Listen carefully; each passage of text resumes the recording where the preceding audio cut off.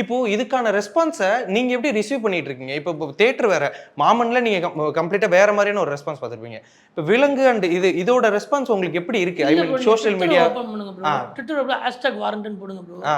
இப்போ நேத்து 4 episode release பண்ணோம். இன்னைக்கு 4 எபிசோட். நான் கொஞ்சம் லேட் ஆயிடுச்சு. ஆமா. ஆனா எனக்கு திட்டுறாங்க ப்ரோ. யோ எப்போதான் ரிலீஸ் பண்ணுவேன். ஸோ எனக்கு வந்து என்ன பெரிய சந்தோஷம்னா ஆடியன்ஸ் வந்து நம்ம சீரியஸை பார்க்கணும்னு நினைக்கிறது எனக்கு பயங்கர ஹாப்பி. ஓகே. ஸோ அவங்க என்னை திட்டினாலும் சார் நம்ம சீரியஸாக பார்க்கணும்னு ஆசைப்பட்றேன். ஒரு கிரியேட்டருக்கு இதுக்கு மேலே என்ன வேணும்? புரியுது. நான் ஒரு சாதாரண ஆள் ப்ரோ. நான் எங்கள் அப்பா வளையல் கடை வச்சுருக்காரு. நான் ஒரு பிகாம் கிராஜுவேட். நான் போனால் ஒரு பேங்க் வேலைக்கு போயிருப்பேன். இல்லை ஒரு மாதம் ஒரு 40,000 சம்பளம் வாங்குற வேலைக்கு போயிருப்பேன். போயிருந்து நான் பாட்டுக்கு சமைச்சிருப்பேன், வீட்டுக்கு வந்திருப்பேன், சாப்பிட்ருப்பேன். அப்படியே என் வாழ்க்கை வேறு மாதிரி இருந்திருக்கும்.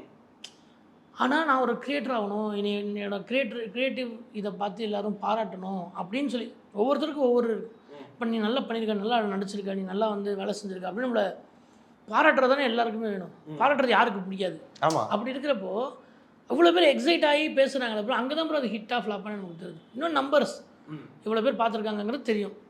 நம்பர்ஸ் இன்னொன்று நமக்கே தெரியும் ப்ரோ. இதை பார்க்குறப்ப மே 29 முதல் ஜூன் 1 வரை James and Co foundation day flash sale.